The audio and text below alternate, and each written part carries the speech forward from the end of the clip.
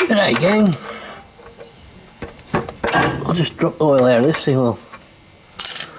We're back on the Festiva, of course. We'll get the piston out today. We'll have a bit of a look around at some of the things I've seen. Oh, look at the colour of that.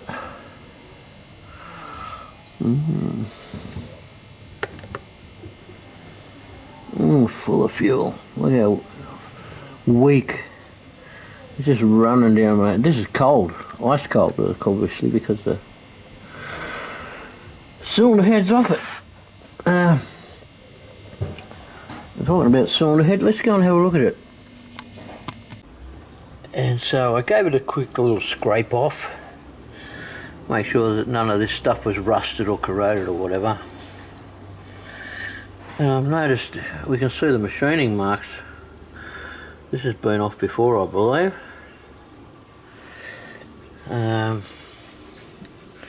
Which could help contribute to the excessive, or what I call a little more compression than what I'm particularly looking for now. I might be able to knock a bit out of the quench area, maybe. Knock a bit out of that and knock the compression down a little bit.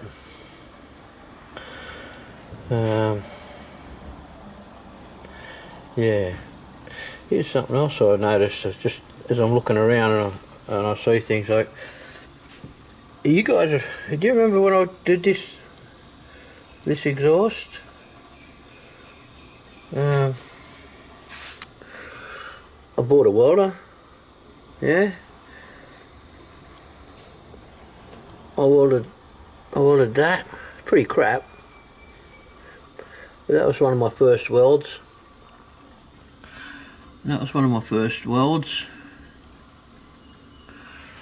And we sent it down to get an exhaust on it.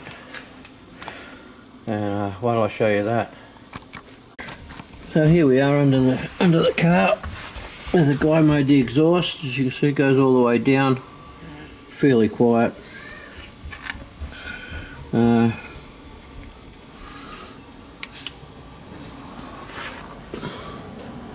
What is that? And I thought I was doing a pretty alright job with no talent, but that is full of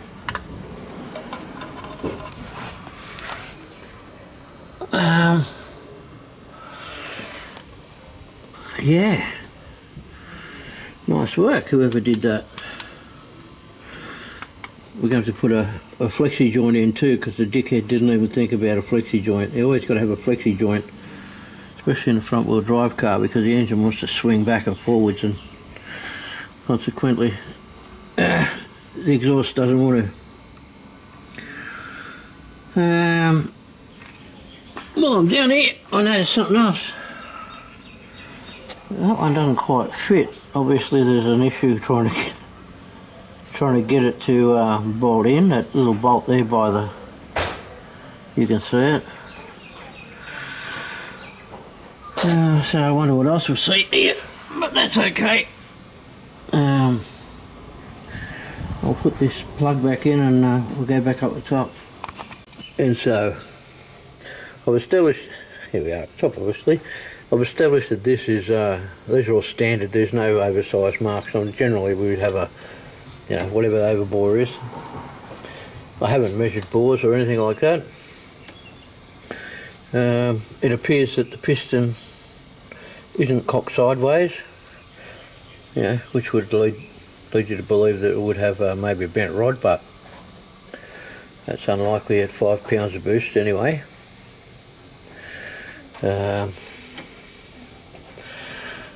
Yeah. So I'm going to get under there, I'll get the sump off. It'll be a fairly short video, this one. I'll get the sump off, we'll knock the piston out, we'll have a look at the side of it. And then we'll decide where we're going with it. Yeah, well, that's a nice,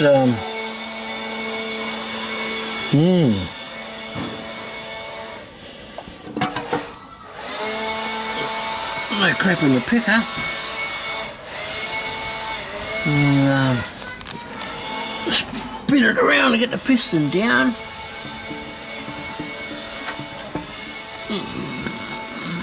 should be able to get around both sides of that, I think. Wait up a second. I haven't got a stand, so I'll get this undone and we'll push the piston up. Yeah. We might end up having to do more than just put a piston in it, maybe. I don't know. I think Paul's prepared to put a little money to it.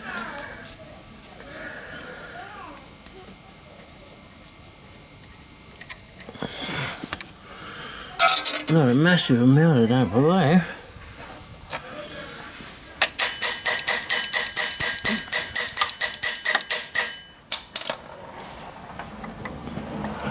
Oh, come on, you bugger.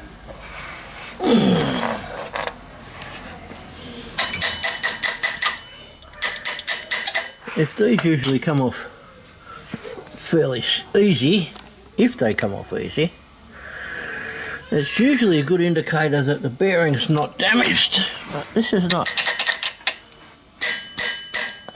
really being that, is it? Well, here we come. Here we go.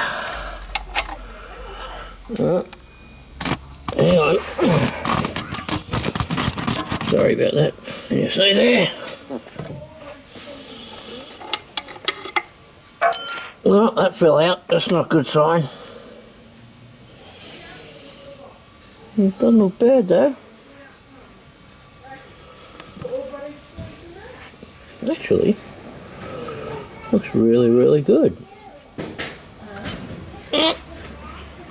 Push this bloke out.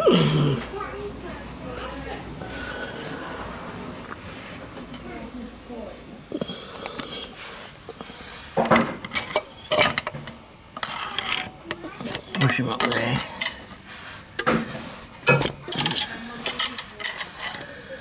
And the rod that way out of the hole. Crack looks good. The top shell stayed on the rod. That's a good sign. You ready? Let's go have a look.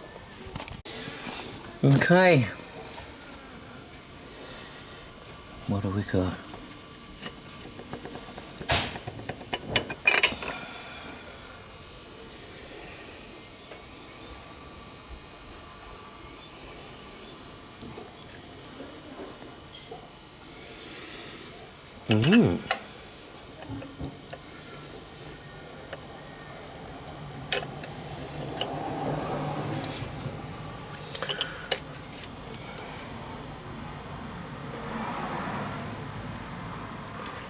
It doesn't look bad.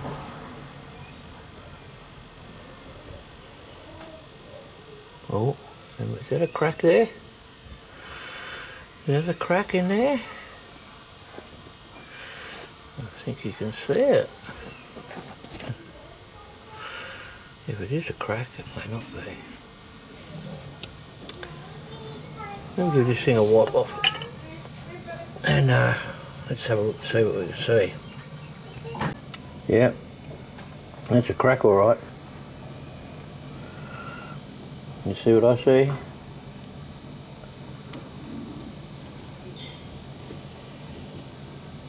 You see what I see? You see it. There we go.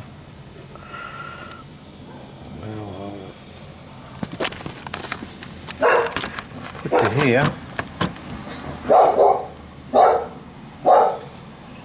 We'll pull these rings off. Oh, that's got no. It really doesn't feel like it's got any boing in it. Let's have a look at that. Oh yeah, no, it's not bad. It's not sharp on the edges like a piston ring gets when it's worn out.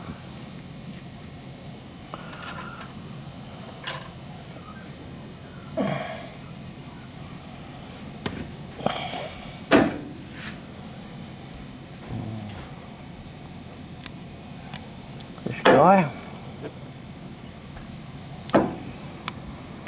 Get him out of there. Come on, out you get.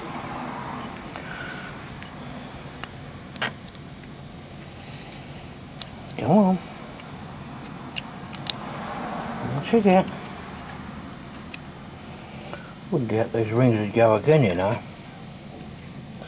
Now where's our problem? Ah, here we are. There she be. Snap the ring line right out of her. And you know why that is, don't you? There's the gap in the clearance gap in the piston's too tight. And as the ring is expanded from heat, the two ends touch together, and that makes it want to grab in the bore, and the two rings are fighting against the ringland there. And the ringland, because it hasn't got a lot of really anything to be on attached by. Chickapoo, mate. That's it. But look, even inside the piston, it's not in the.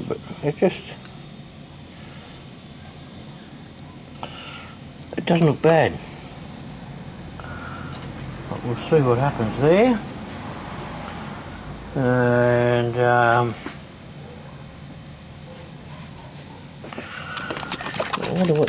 wonder what the gap was in the bore. Let's have a quick little look.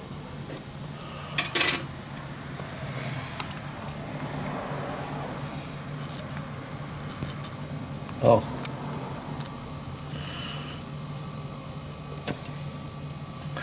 That ain't a lot. That ain't a lot for Turbskis.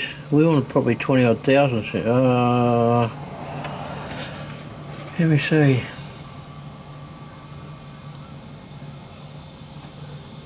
You should probably want more than 28,000 in the top ring. But yeah, that's what happened. She broken. That's where our compression was going from. To the top of the bearings. Look, sorry about that. Bearing looks really good. I think if we can get a piston, and the next thing is, will I go through the rest of the cylinders and open up the ring gaps? I probably should do. We'll try and get another piston, and maybe look for a thick head gasket of some sort. I believe that Cometic do head gaskets up to 80 thousandths of an inch. That's 2 millimeters. That would be plenty for us, if they're available. Look what it is. It's a little Ford Festiva 1.3, and I'm sure there's not many people that are playing this game with them. That's probably why we want to play this game with it, because there's nobody else doing it. Anyway, have yourselves a goodie. We'll check you later. Cheers. We were right, eh? On the money. Check you later. But wait, there's more. Yeah. That'll do it every time.